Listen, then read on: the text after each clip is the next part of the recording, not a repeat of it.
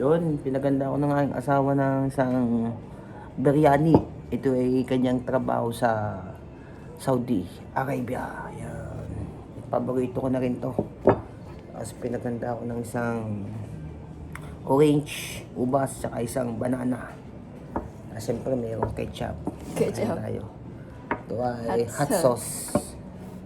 Sa ating kumain. Yung ganun kasarap ang luto ng aking asawa. Hindi pa. Ay, ito yan. Ay! Sabi ng asawa ko pampasipag daw bumiyahe. Kaya nga hapit at aagawa natin ng pasaya ko mga kalaban natin magtatrasigil. Diba? Ay, Mama! Nagtanim ako ng munggo tapos ang bilis lumaki. may bulaklak na squash. Hmm? Tatlo yung bulaklak ng squash. Isa lang nakita ko. Tatlo, magkakasunod. Ang tabi siya. Sabi niya.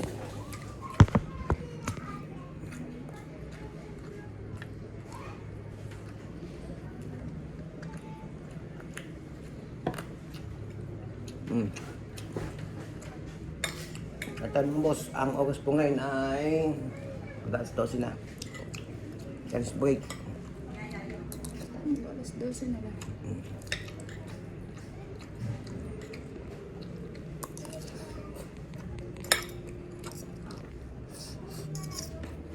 Lasa ba? Wow.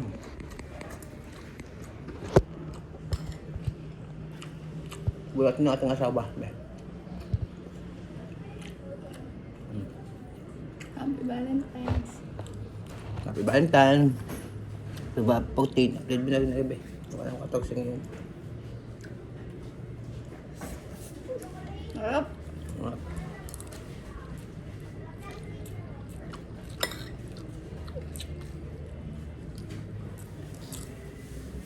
Harap ba? Ay, pang kanan. Tigit-tigit sa kanan tayong chicken.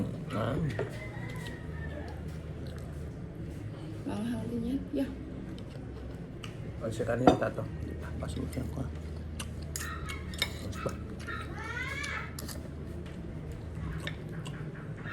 Tawag ko na ina.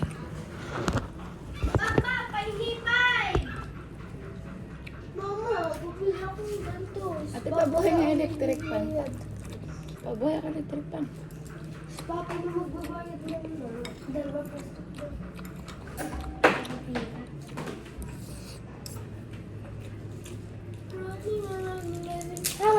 Mama, Papa, magbigay ka pa dito.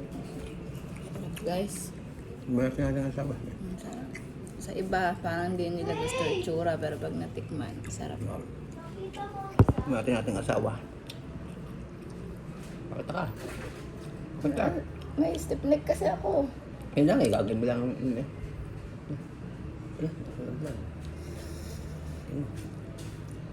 Sorry.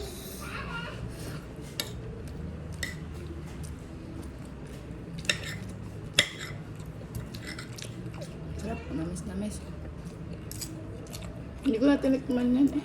Alam ko na kasi ang yung memorize ko ng timpla niya.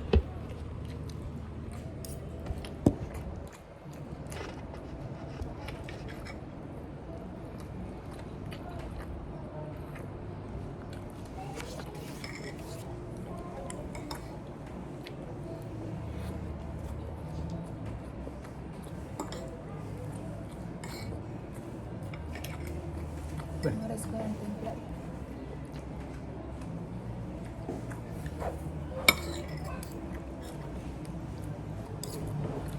Sarap. Wala na magpa-order na yan ah. Isang leg.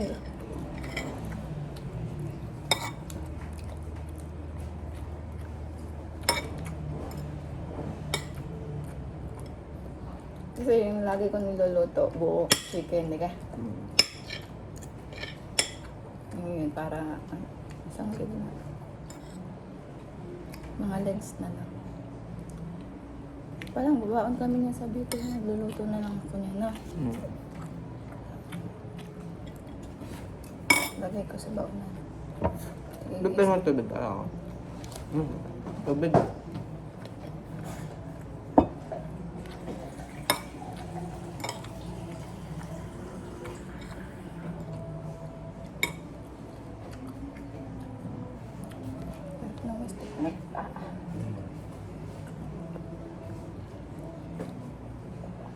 Kain pa.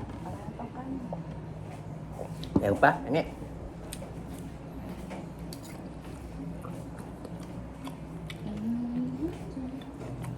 Kulay brown, Ari. Hmm. Kaya lang naging yellow, nilalagyan ko ng turmeric powder. Tama yan. Mga pao kanin.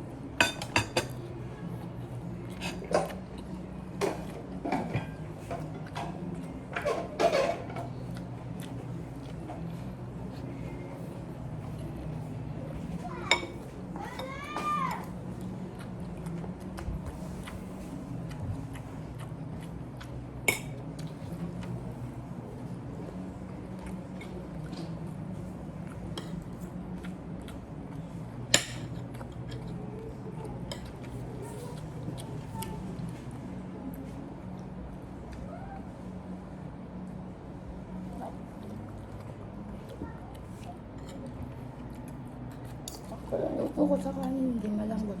Hmm.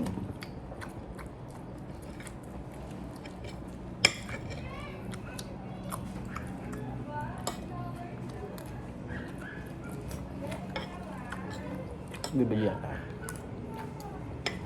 Ilang minutes na ba? Pwede na siguro. Hali na siya naman. Laban.